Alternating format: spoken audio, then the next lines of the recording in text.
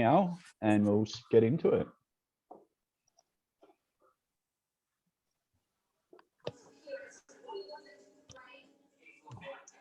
Bear with me 1 second. Look at that.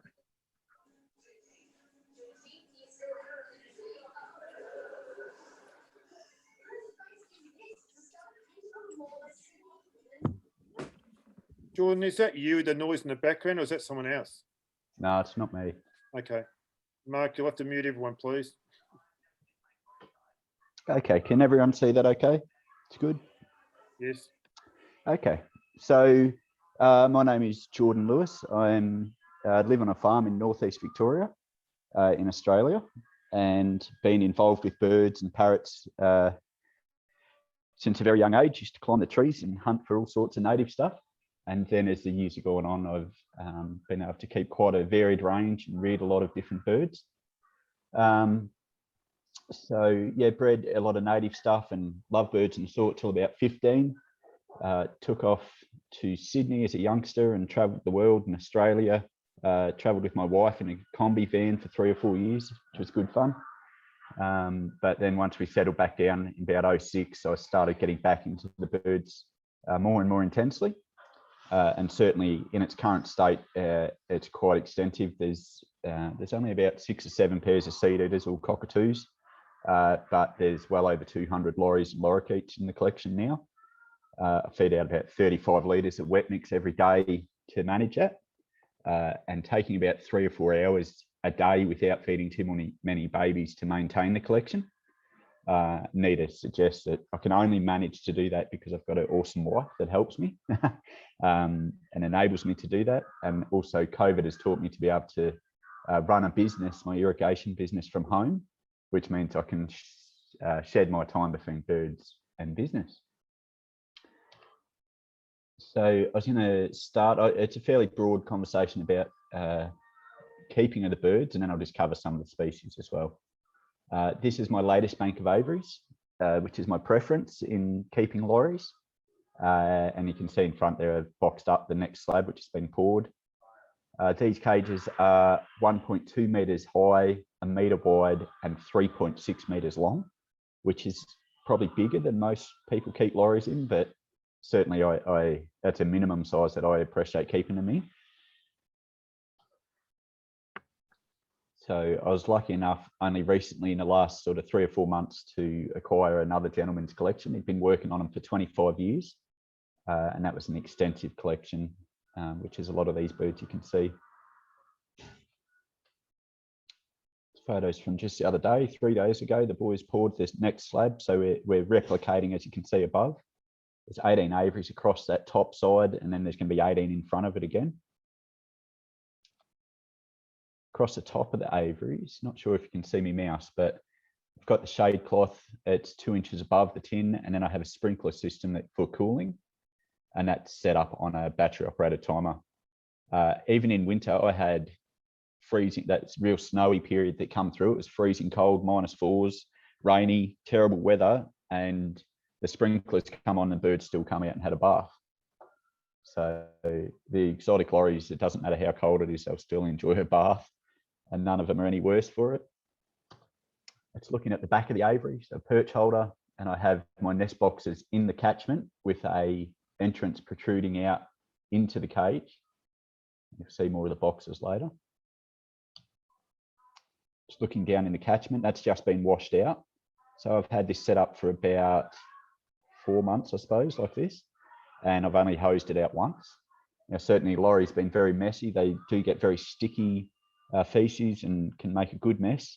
But to clean it, I wait for a nice rainy day when the feces is all moistened up, and then I can hose it off fairly easily with a high pressure hose to clean it up.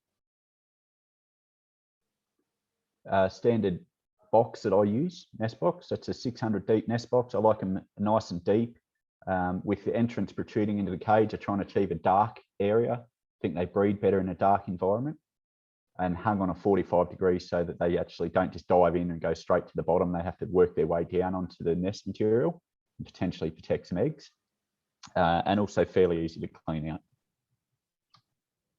Just looking inside one of the boxes, a couple of ladders. Had Carlos from Melbourne made these boxes for me.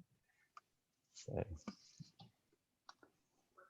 looking at a standard setup. So when I have help from my wife or my father helps as well, I just have notes. So I've got little whiteboard markers there. It has a species, and then that 1 times 3/4 is actually how much feed we provide that particular pair.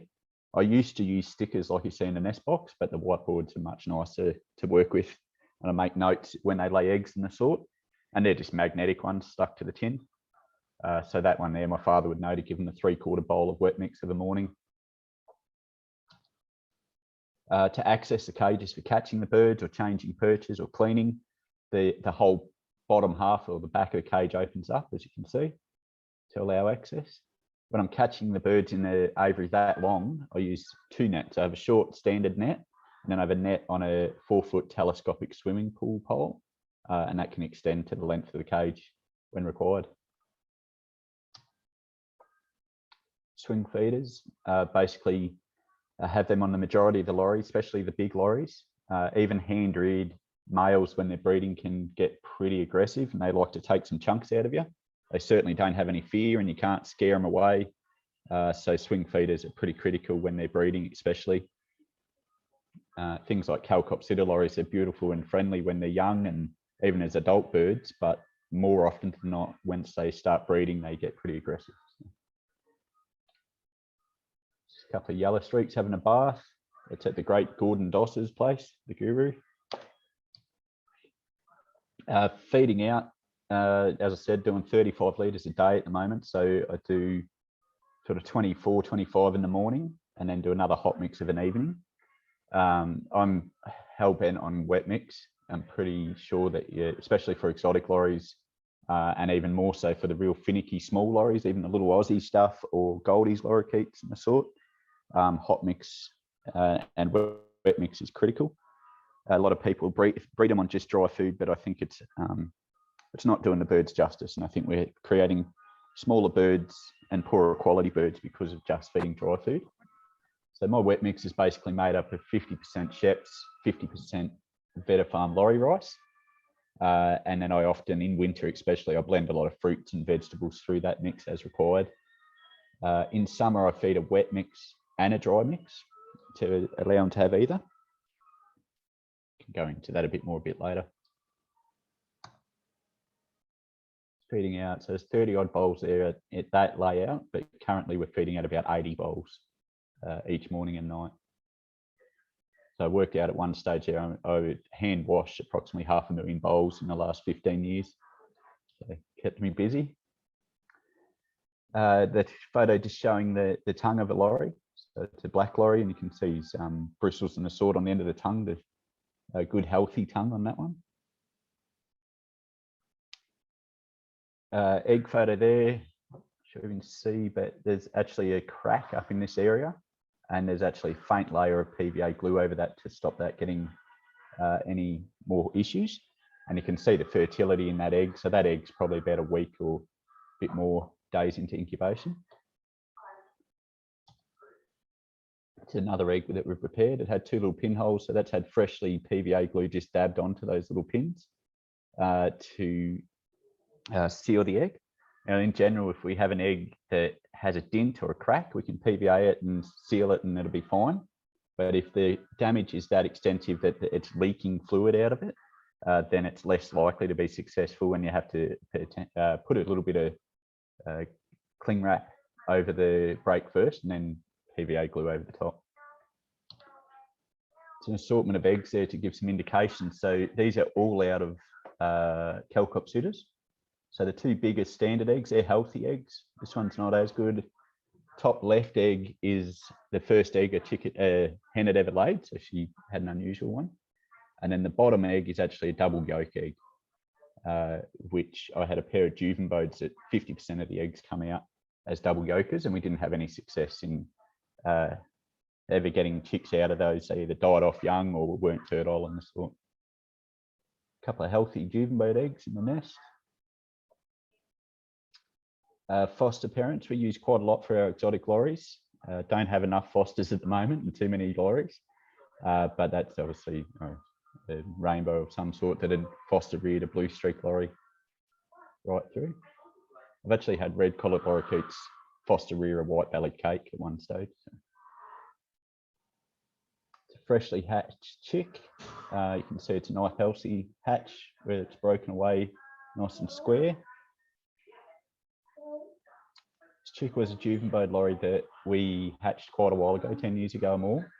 And we believe that it was one or two things that caused this belly to swell right out. One thought was it just an infection. And the second thought was that when we're using a Hartman's or a Baxter's solution for hydration, that it can have that negative effect, and certain birds can react very poorly and get this swelling occur. So I actually, when rearing now, even from the egg, don't use any hydration fluids at all. And I can talk more about hand rearing and incubation as well, but I don't incubate with any humidity. It stays at 36 naturally in my room, and then the birds hatch a bit drier, but just hydrated with water. No other solutions are used anymore. So into a recent photo, just to indicate a key thing that I look at in a lorry to any young parrot for health when you're rearing them is actually the belly right down deep in here.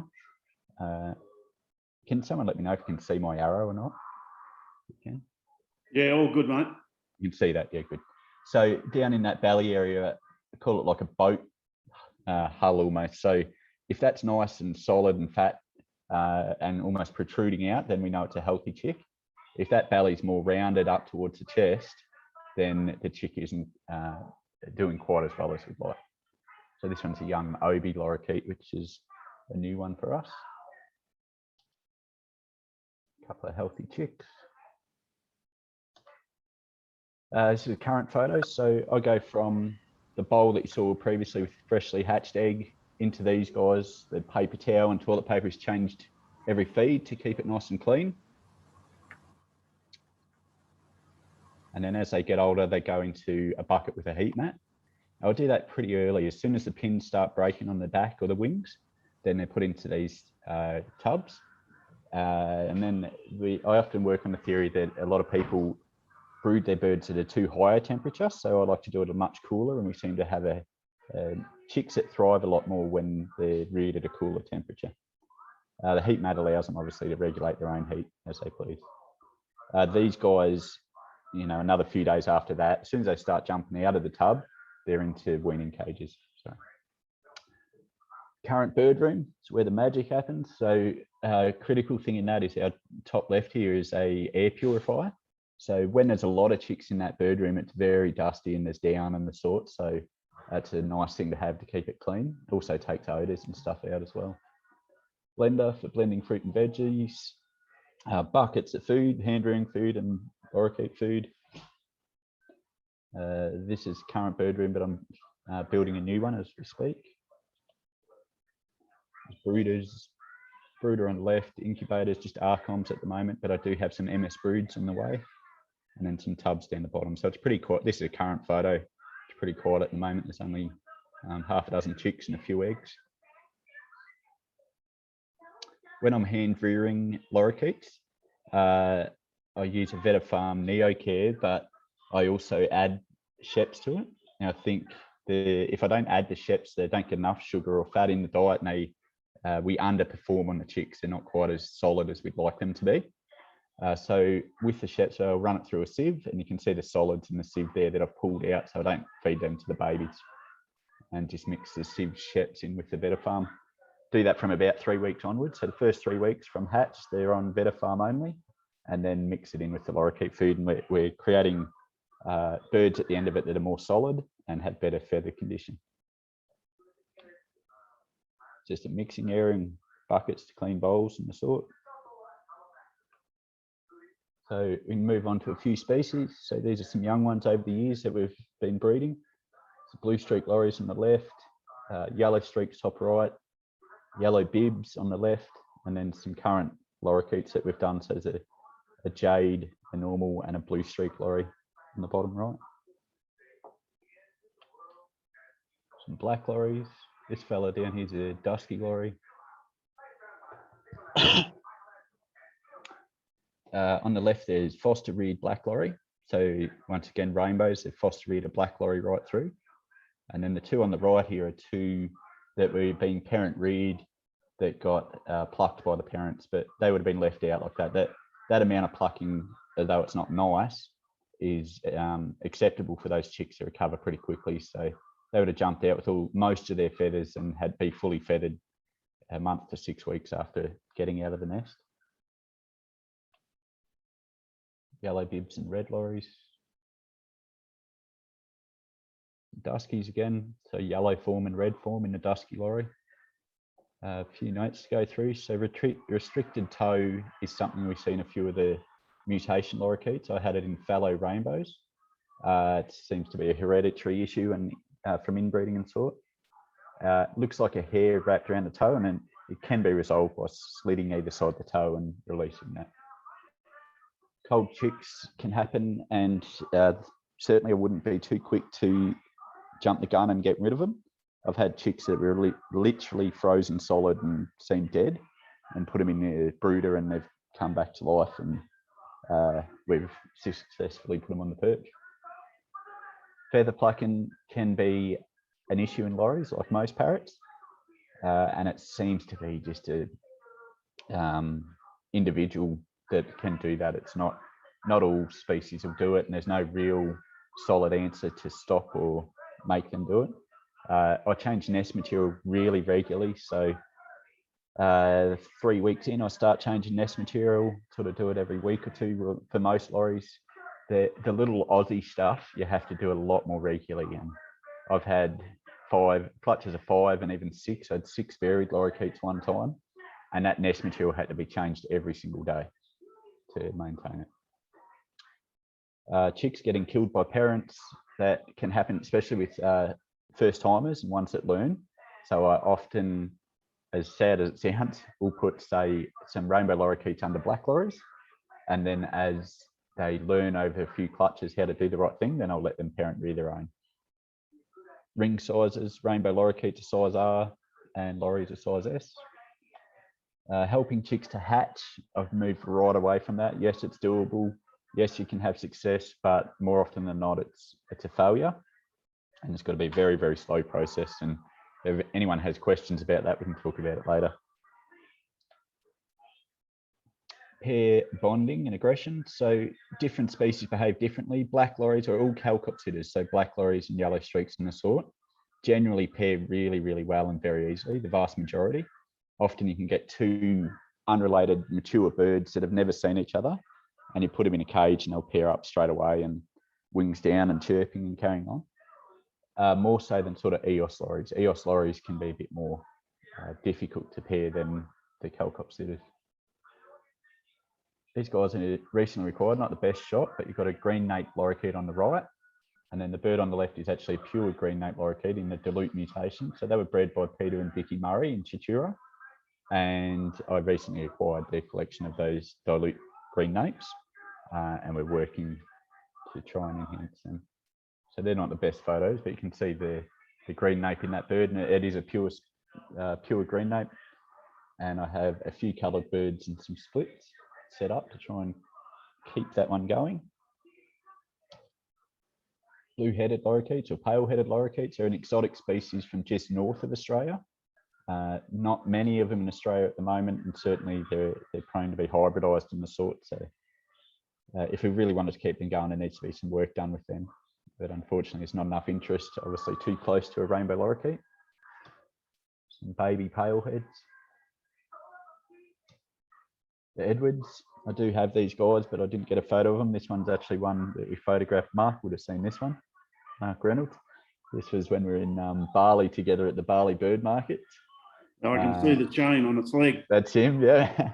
So I'll put that one up there more to make note of Fortis and Capistratus. So there's 2 types of Edwards in Australia. We basically call them an orange chested and a yellow chested. And yeah, we just got to try and work towards getting the yellow ones are very rare, and we've got to work a bit harder to maintain them as a pure type. The EOS family of lorries. So these are all my birds at the moment. The young red lorries aren't here anymore. Moroccan red lorry. a baby one. Sorry, I've got a kid and interrupted me. Baby red lorries. These are all Moroccan red lorries from a while ago. And this one's a Buru red lorry. So they're a lot smaller, and you can see the maroon in the back, or burgundy with the bright red head. So I believe that one's probably a Moroccan there. You can see a much more consistent red through the bird, and the Moroccans are bigger. So I've only just recently got my first pair of Burus. I've known them before, so I've just set up a pair. Currently, I've got something like 25 or 26 species of lorry and lorikeet here. So Buru again. Violet neck lorry. So they're surprising in how small they are. I always thought they were bigger, but they're sort of more like a scaly breasted size than a standard red lorry. And I got my first egg out. I've got a number of pairs of them set up, and I got my first egg today out of that species. So yeah, quite small, more like a scaly breasted lorikeet than a red lorry. It's just another subspecies found overseas. You can see the intense blue on it, so we don't have them that I know of. These little guys are a subspecies of violet neck, so they're known as obies. You can see the little bit of colour in this one's neck. Now that can occur in obies, but the one on the left here is more what we look for in a good quality obie lorikeet. Same deal, so they're as small as scaly breasted lorikeets. And yeah, I've got 2 babies of those as well, which is nice.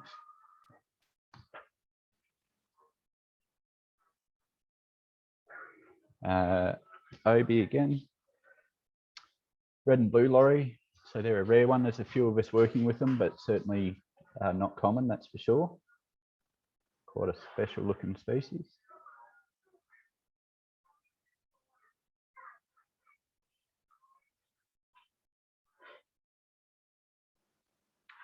This one's a blackwing lorry. So there's a few people working with these, so hopefully they can get them going again. I had them many years ago, but don't have any currently.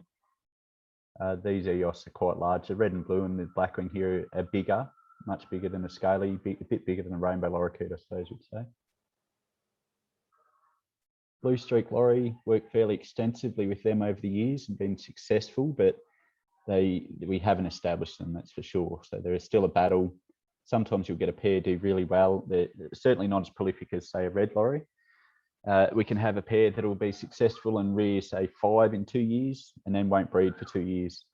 And normally out of the 5 pairs now, but out of the 3 or 4 pairs I've had over the last few years, I was only sort of breeding 1 or 2 a season out of the whole lot. So they've just been a break-even type species at the moment. Hey, Jordan, can I just interrupt you for a sec? Yep.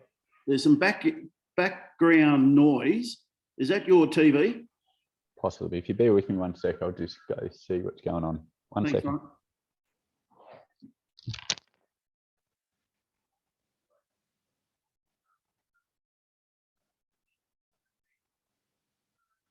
I've muted everyone, so it's got to be Jordan's place. Unfortunately, Mark, I think that is correct. But yeah, it was getting a bit loud, unfortunately. Sorry, guys. We'll keep trying. There's a bunch of kids and things here. So I'm cutting into Big Brother, I think. So. Bloody lorry. Oh yeah. Well, the birds are nice and quiet. They're at the other end of the house.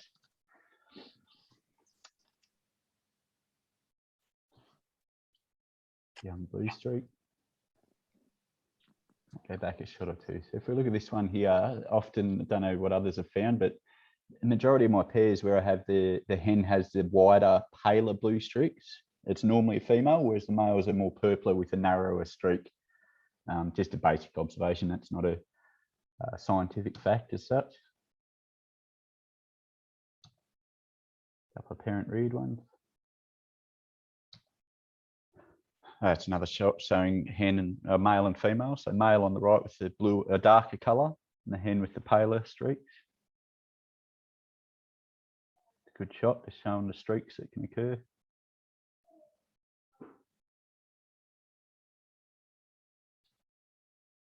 The Lorius family. Purple nape lorry. So I haven't worked with this species and they're very rare in Australia, but obviously there's hope. There's a couple of people with them. So. Chattering lorry, obviously pretty common. All the lorries in general, I think we need to be conscious in Australia because we've been inbreeding them for so long that we're certainly shrinking the species. So when you go to buy a lorry, you really want to look for the quality and the size of the bird. When I look for a quality of a lorry, I'm always looking at the beak, that it's a nice colour, that's nice and dark, not pale yellowy colour, and that they're nice and clean around the eye and the nose, and the feather condition's nice and shiny. But the main one in Australia is definitely the size. We've got some real runty birds getting around at the moment in exotic lorries. And it's a classic case. You get what you pay for. You can buy some cheap, say a yellow streak, for example, you can buy one for $600, $800, but you're really getting a run. Whereas if you pay 2,000, you'll get a quality bird. This was a photo we took in Singapore. Mark would have seen this one too. So this is a cinnamon chattering lorry that we saw in Singapore. These ones are often mistaken for mutations, and certainly don't rush into buying anything like this. This type of thing is seen in a whole heap of species, in exotic lorries, but also other seed-eating parrots, canures, Amazons, macaws, all sorts of things, but generally in red birds. So certainly in the lorries, it's in the Eos and the Lorius species, collared lorries and the sort.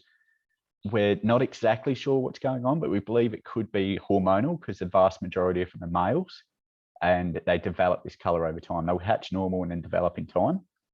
But in addition to that, they can pass this on to their sons. There has been the odd hen, but 9 out of 10 are males. And yeah, as I said, we've seen that probably in about 20 different species over the years. So it's not a mutation, it's an illness of some sort. The birds still live well and breed well, but yeah, there's something going on in them. That one's the red-backed chatterer. So there is a couple of them in Australia. So normally they have a big yellow dot on the back. Blue-breasted blackcap, same deal. You can get these in very, very small birds. This fella's a cracker. I paid a lot of money for this pair because of the size of them. And I was happy to pay more money for a big quality pair because we're not finding the big birds anymore. They're shrinking. A couple of young blue-breasted blackcaps and a chatterer. This one's a subspecies of blackcap that we have had in Australia, but I'm not sure there's any left. And this one's the red-breasted lorry blackcaps. So these ones also need help. They're hard to find at the moment, and there's been a lot of hybridization between different species. That one there, if I was to look at that bird, I'd say that his beak's a bit too long, and probably a little bit light in color, so it suggests that the diet could be a little bit off. Also, when looking at an exotic lorry, I look at nails as well. So even those nails probably a touch long, which can be a sign that there's some liver issues from a long-term diet problem. Yellow bib lorries, nice species. It's a good one to just look at the cleanliness in the beak and the nose and the eyes. It's a good, healthy bird.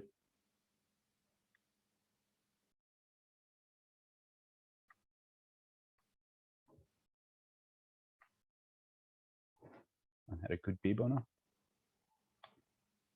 A couple of young ones.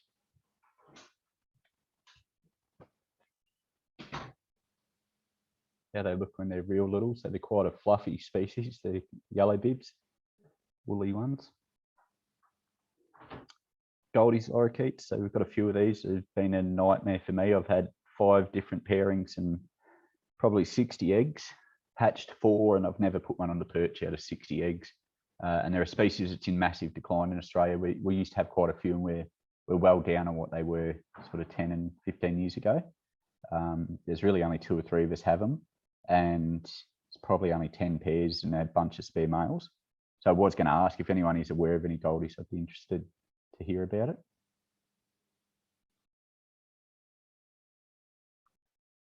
So they're a very small bird. They're like our little Aussie species. Dusky lorries, probably a bit underrated to be honest. And the same deal, quality can be very variable in these in both colour and size. They come in the 2 forms. Well, I've read literature that suggests there's 3 forms in the wild. So I actually sent a message to a Facebook friend that actually travels all through Papua New Guinea and takes photos, and asked if he could send me some photos of the wild types, so we know what we're aiming at for wild type features in our captive birds.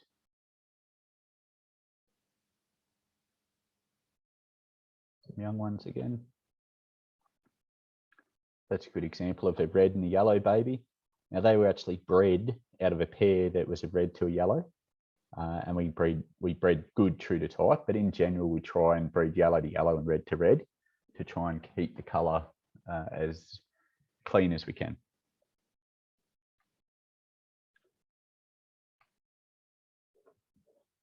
Calcopsida lories.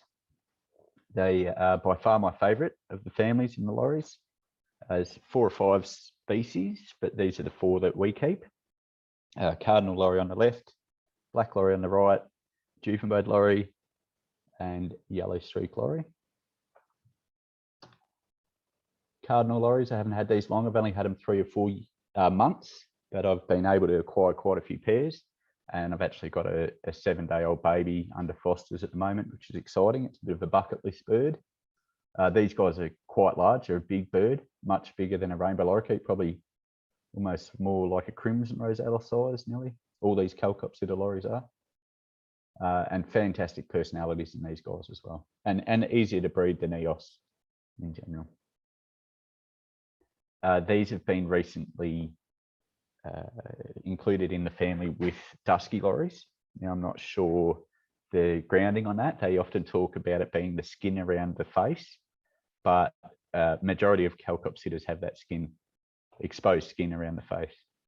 These guys are young ones, so that's why they've got some of the yellow, and that can occur in black lories as well. You see yellow or white in the skin tone, and then as they get older, it goes black. It's a good, healthy black lory. It's one of my favourite photos. So you can see it's nice beak and clean, good sheen, and you can see the shine off it. So when I first got these many years ago, my mother complained that I spent too much money on a pair of crows, but I think black lories are right up there. They'd be top 3 in my favourite lories. I keep quite a lot of them. It's a young one. Just them interacting. They're very interactive Calcopsidas as youngsters, but no doubt he probably turned into a mongrel once he had some eggs.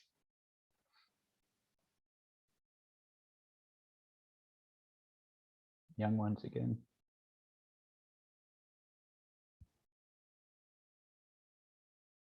Yellow streak lory.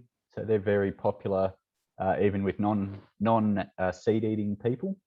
Non-lorry people. So people that breed parrots and seed eaters often enjoy seeing these birds. And they've come down to a good price. Most lorries in Australia for the last decade have held their price. They haven't really fallen away. They're the same sort of value they were 10 years ago. And I presume that's because there's not the numbers bred. They're really sort of probably a break-even bird. As many that get bred sort of are lost over the years. But yellow streaks is one that's been successfully established from low numbers, which is good. A couple of baby ones come to say good day.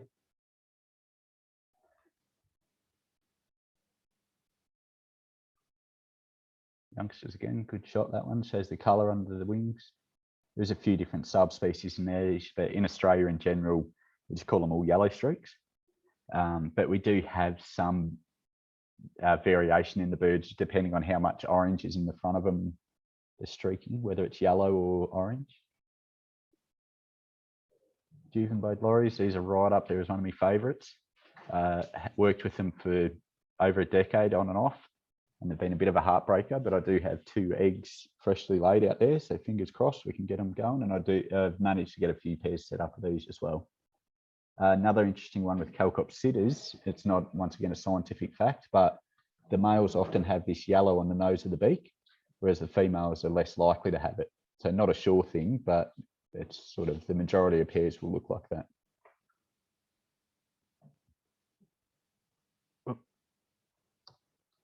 Shows the underwings of the Juvenbodes.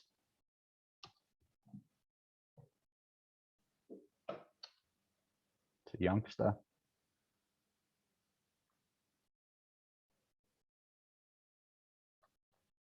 couple of the Aussies. So I do work with all the Aussie species as well.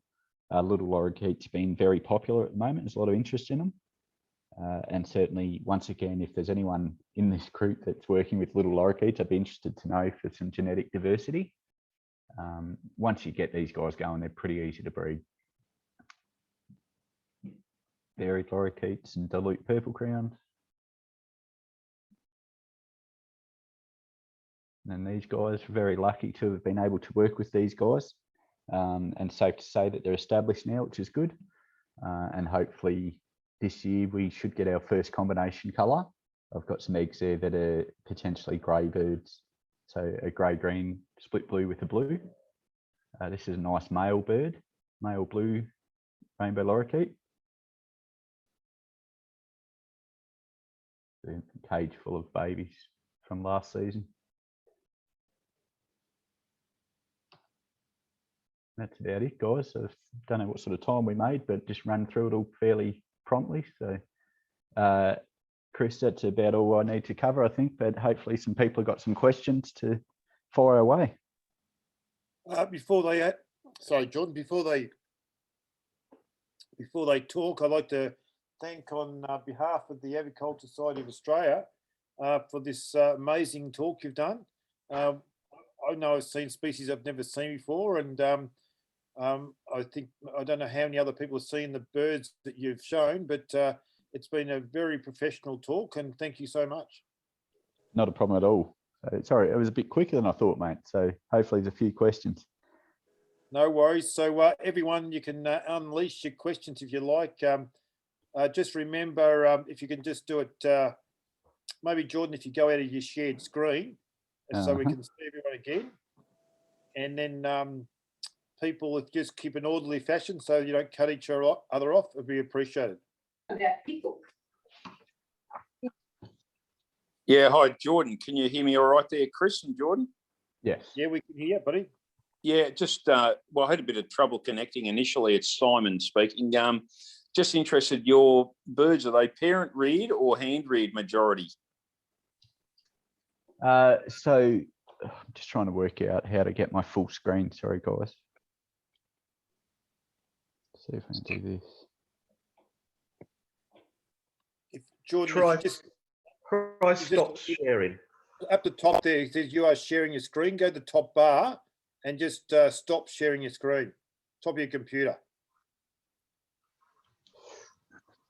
Yep, got it. That one? Yeah, that's the one, buddy. That's it. Cool. The one. Okay, yeah. So that question is that the exotic lorries, like a lot of species, aren't perfect. So there has to be some hand rearing involved. I often work on the numbers that it's about 1 pair out of 5 in probably 80% of parrots. It doesn't matter what you keep. One really good pair that get it right, and 4 pairs that are a nightmare, whether they lay off the perch or not. I did some interesting studies years and years ago where I recorded every egg that was laid, and out of 600 eggs I was getting a season, I was only putting 100 birds on the perch each year. So it was effectively one bird successfully reared out of every 6 eggs laid, and they were the majority of lorries. So unfortunately, I do have to hand rear a fair bit, but I also work to foster rear a lot, and then pairs that are actually very successful at parent rearing, I'll hand rear the first 2 clutches and let them parent rear the third. And whether they're foster reared or parent reared, I'll often take the chicks at about 2 weeks old once they've got past that early stage. So the problems with lorries, obviously, like most, so it can kill chicks, it can break eggs, they can have problems. And being that many of these species are very rare, the priority is to get some numbers up to make them established in Australia. So yes, I do hand rear a lot of birds. Sorry, one more thing with that. Those hand reared birds go on to breed quite a lot. I've got a number of hand reared pairs out there that successfully parent rear without a problem. If anything, they're probably better. I mean, getting a good pair of lorries, you start with a young pair, give them time. If you can show patience, they will get it wrong a lot of times, but eventually they work out how to do it right if you're patient. So. Thanks, Jordan. That's a good answer. I'm pleased to hear that you have got the same idea about getting birds on the perch too, because we're going to have limited numbers in the future, and every effort that can be made to get them out there, regardless of the rearing technique, is a benefit.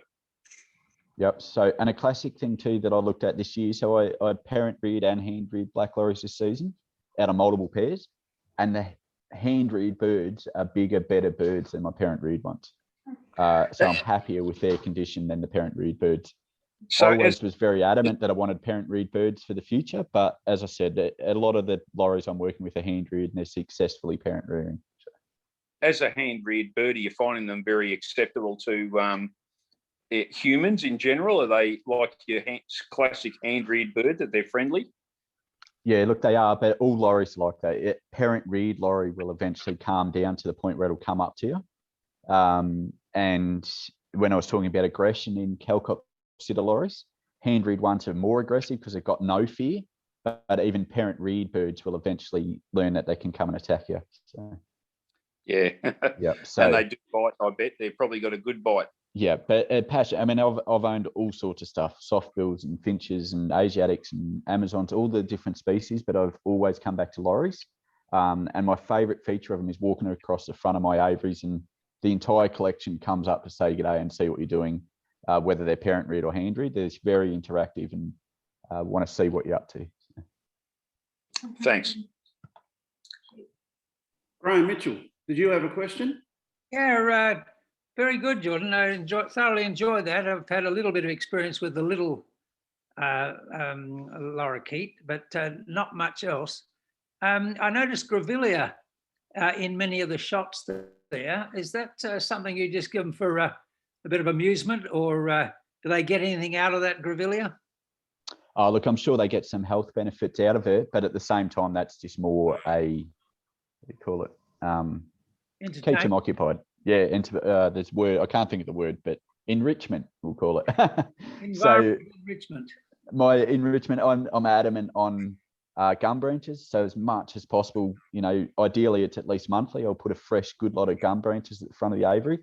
If they've got flower on them, all the better. But obviously, as most of you guys would know, they eat the bark and the leaves to get the oils out and bathe, keeps them a lot better condition. And they go nuts for it. Like, it's a classic enrichment form. On top of that, I always hang a stainless chain from the roof, which they swing off, have the sprinklers go off regularly for baths, and then do things, often, obviously, chunks of fruit and corn and the sort they enjoy for enrichment. And an interesting one is casuarina cones. So I occasionally throw casuarina cones in all the lorry cages, and they do eat the seed, and it's not a problem to them.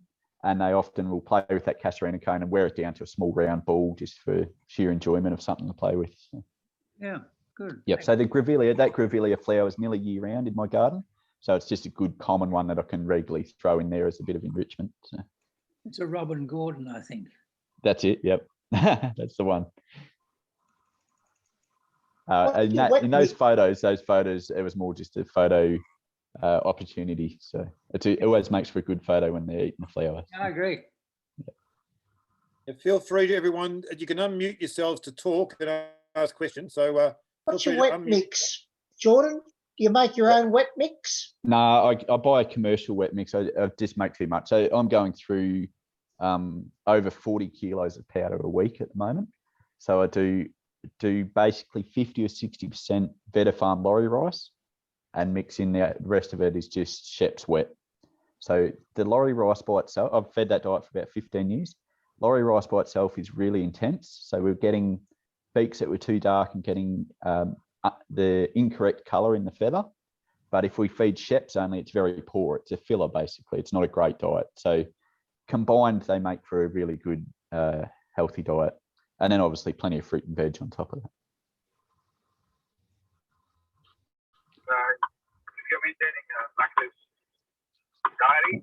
Someone's getting Macca's. No, yeah. Jordan, Colin Wilkins here. During the presentation, I was impressed with the variety of birds, but one thing you did say about there's a lot of shrinking or smaller birds around at the moment. Mm-hmm. What do you put that down to? Is it nutrition or a bit of crossbreeding, or what would cause that? Two things, mate. Now, I appreciate your shirt in the background. It's much better than the other blokes have got in the background. Move on. Yeah, but so the key problem there is inbreeding.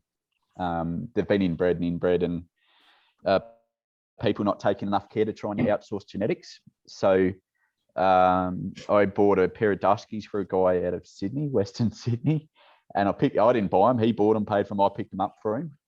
Sold to him as an unrelated pair. I picked them up. They had the same leg rings, one after another, and each bird had 5 toes on each foot. And obviously they're meant to have 4.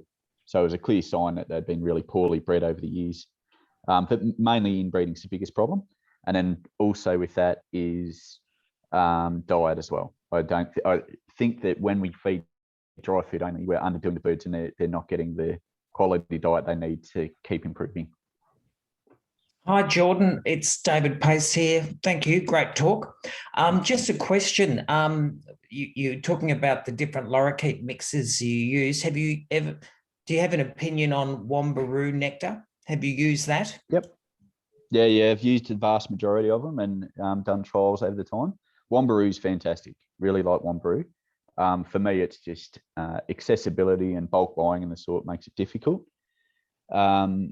So I also had access to Paswells, which is similar, obviously, Wombaroo and Paswells. My downfall with Paswells was the actual consistency of it. So if I was mixing that, I'd have to mix basically 30% more Paswells in to get the consistency of the mix that I wanted. So it was a more fluffier food. So even though you buy a 20 kilo bag, you think this is great, I'm getting it cheap because I'm getting 20 kilos. You have to put more into the wet mix. When I feed a wet mix, certainly I do it nice and runny. Same as hand rearing birds, very, very runny, because I'd much rather see the liquid go through the bird and keep them flushed and healthy instead of glugging them up. And do you ever freeze the nectar, or do you always mix it fresh each morning? Or I mix it fresh just because of the sheer bulk. Just too much to do by freezing. But when I put it through the blender, so I try and regularly put fruit in winter, especially through the blender, and whereas in summer I'll put fruit out into the cages and they enjoy it more. When I blend the fruit, I sort of blend up 2 blenderfuls of the mix with apples and celery or spinach or whatever I'm putting through, and then the rest of it's just mixed in a big bowl and just whisked up. It fed very hot as well. That's another thing to note. Really hot. I'll feed it out and it's steaming. And the birds appreciate that and they get used to the heat of it. And when it's cold, like we have here in -3s and the sort, they appreciate the heat of it, warms them up. And then also I do an afternoon feed through the winter, just 3 months through winter, hot food again in the afternoon, about 3 o'clock. Even if the birds have got food there, they'll wait for the hot mix to come to get a decent amount of hot mix of an evening. I like that because we've got 15 or 16 hours of darkness. The little fellas like purple crowns and goldies, lorikeets and the sort, I like the idea of getting a good gutful of hot food to go to bed for the next 15 hours in these cold climates.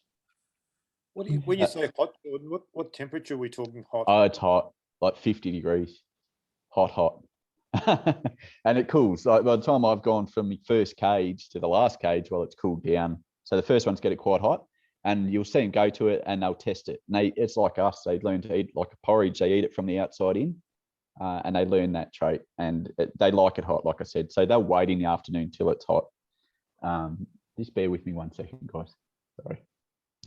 No, you need to leave me be for a minute, mate. Just leave me alone. I'm trying to have a conversation. I've got a little fella standing here trying to interrupt me the whole time. You've done well, Jordan. You've done very well. Very well. Thank you. Hey, No Jordan, worries. quick one about lighting. Do you provide any artificial lighting of a morning or evening to lengthen the daylight? You're talking about the -3 temperatures. Have you done anything there to extend their daylight hours? No, the way I've got my cage, I could put lighting in my catchment, but it won't actually assist in the cages. And yeah, I haven't gone through the idea of lighting, but I haven't seen a need to, I suppose, where we are. It's quite interesting. I mean, lorries are probably hardier than people think. There's often a conversation about lorries needing to be kept in a climate that they're more associated with in northern Queensland and the sort. But obviously, I can vouch for the fact that keeping them here is quite successful. They don't die from the heat or the cold in general. I mean, if there's an underlying issue, the cold will test them, but they can handle the cold. Like if we get frozen bird bowls, the water freezes over, they'll be on top of that water skiing around. They love it. So, and they breed successfully in it. As we said, I've got half a dozen pairs of pigs and babies now of rare exotic species. And I don't do it like the Europeans. They're very exposed aviaries. They're not kept warm in any way other than just the nest boxes. So, excuse me, do they breed all year round, Jordan? Yeah, they're somewhat seasonal. So, excuse me. Most of the exotic lorries start in June or now, and then will breed through to sort of January in Australia. Key season, so some are more seasonal. So, for example, the Calcopsida family breed June through to Christmas. The Eos family breed a bit later. Normally, I see them go down more like September onwards. And dusky lorries are similar; they go later in the season as well. That being said, they can breed any time. Pairs that we have rough times with, so blue streak lorries, for example, when we can't get a pair to breed, I've shipped them to friends' places, and often I've shipped them down to Melbourne, and he's had eggs in a month. Then after 2 years, they've dried off and stopped breeding. Ship them back here, and they've laid again a month later. And same with bringing birds down from up north. I've brought them down, and they'll breed a month after we've moved them into a new environment. And it doesn't matter what time of year that is; they just get triggered to breed. The idea with my diet, where I do a wet mix through winter, once I get to August, then I do a wet mix only in the morning and have a dry food always available, and then I throw fruit and veggies in as a stimulant. So the whole idea of that is if we get through to August and they're not breeding, everything is breeding in August, September, because they all get triggered with a dietary push. They get excited by that. So you don't actually have any time off of hand rearing. So you pretty much rearing all year. I've had we estimate about 12 months off in combined total in the last 15 years. So it's been pretty solid, but I do try and avoid rearing from the egg for that reason. It just does get very difficult. Very, very grateful this season. I am living my dream, guys, that's for sure. And I'm very grateful to be able to work from home now, which allows me to successfully keep a collection of this size in lorries. If I was back working full time, I wouldn't be able to put the effort that I can in now. And it's interesting, I bought this big collection recently and I copped a bit of flack, but the way I look at it is people can buy whatever they like. They can buy fancy cars or motorbikes or a Ferrari, whatever they want. And my choice was to buy lorries, which is my passion and what I want to do in life. So yeah, that's where I spend my money. And at the end of the day, I don't do this. Yes, there's money in it, and I appreciate that. But the vast majority of money I make out of birds goes back into them. It costs a lot to feed them, and I go and buy the next rare species. My dream at the end of the day is to see things like cardinal lorries and June-bowed lorries established in Australia to make them more accessible for everybody else to enjoy as well, instead of being a huge rarity. Jordan, you mentioned to me something. You've got another dream, is it, to help conserve some of the rarer species, haven't you? Yeah, absolutely. Yeah. Oh, mate, I don't think I'll be able to. I'll try my hardest, but it's interesting. I don't know if I talked to you about this, Chris, but the ultramarine lorry in the French Polynesia, there's currently conservation program going with that. And we had a French au pair here about 3 years ago helping out when we were busy running a business and birds. And she was studying marine biology. She read all the birds with me and she got that hooked on birds. She went home, quit marine biology and went to avian sciences. And she's in France now. And I'm trying to convince her, she's young and doesn't have kids, trying to convince her to go to the French Polynesian Islands and work with the ultramarine lorries so I can live vicariously through her because I can't do it. So. You did mention a little bit of that, but yeah, look, it's I mean, there's other people that seen your birds, but yeah, well, it's quite funny on social media. We saw you the other day in your shorts when it was about -3 or something, but I'm in them now, mate. That's what I wear. Imagine. It is an amazing collection. It's gobsmacking what I saw when I was out there, and yeah, just birds I've never seen, and we saw them tonight as well. So yeah, it's you've got a dream there, and I reckon just stick to it because dreams can come true. I'm living my dream, which is a little bit different, but no, well done. Yeah, thank you. A quick question, Jordan. I know you're suspended aviaries. I've got some similar at my place. Do you ever, mine are fairly exposed, the same as yours, as we live on property. Do you have any issues with goshawks hunting your birds? Yeah, goshawks are a real problem. And foxes. Foxes are a pain. I've got a few one-legged birds out there. So Starting with goshawks. So goshawks in general are the worst when they're breeding, when they've got chicks in the nest. But young goshawks eventually learn. If you're patient, they'll learn that they can't access, as bad as they are in stirring up the birds. So I'd leave them be, because once they've learnt that they can't get my birds, they generally stay away from them. If we were to somehow get rid, because I've heard of people getting rid of goshawks and they're inevitably, something else moves in. So you're better off having a pair there that's territorial, that are smart enough to know they can't do anything with the birds, and just got to leave them be. But as I said, when the young ones come through, that's when the problems start. They're starving, hungry, and they don't know any different. They see food in a cage banging around, and they'll sit there for weeks trying to get them. So yeah, there's not much to do. I've got an owl up on the aviary, and tried mirror balls and the sort. So, but as I said, my bigger issue is foxes, especially in winter when the dogs aren't as out and about. So I have a pair sleeping on. All the birds now, lorries are pretty good at, they sleep in nest boxes, but if they don't sleep in a nest box, if they sleep on the floor of the aviary, foxes will grab them from underneath and grab them by the toes. So they're a real pain to me. Yeah, because I reckon it makes me birds edgy. Like they should be calmer, and when the birds are hunting them, they tend to always be on edge. So when they're breeding and the hawks are hunting them, they tend to come off quicker, come out of the logs quicker. Yep. And I think it does have an impact on the birds themselves, and just makes them a little bit more nervous than they really need to be, you know?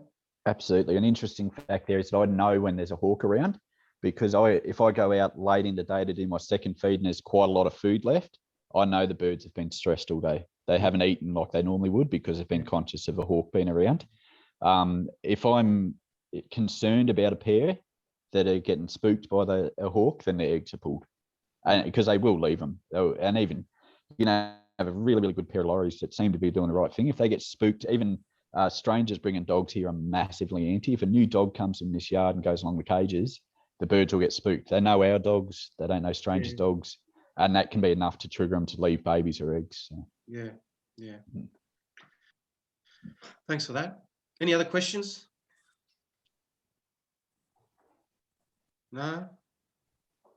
Sounds good. You can always message me if needed. On Facebook's good.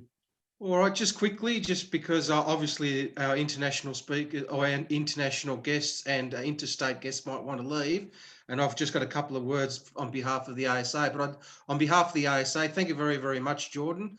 It's greatly appreciated. It's one of those hobbies that a lot of people aren't willing to stand up and, talk about it. And everybody has their little edge and their little things that they do different. And as much as it's all aviculture, we all approach our birds a little bit differently. And because of the areas that we live in, we actually do try to compensate for that. So if you're really, really cold areas or you have issues with hawks or foxes and that, you do things slightly different to try and compensate for that. But thank you very, very much. And thank you for all the people attending tonight. It's great to see, I think we got up to about 59 or 60, which is a record. So it's nice to see. So thanks again. Just quickly moving along into some general business. As you are well aware, we're still living with COVID at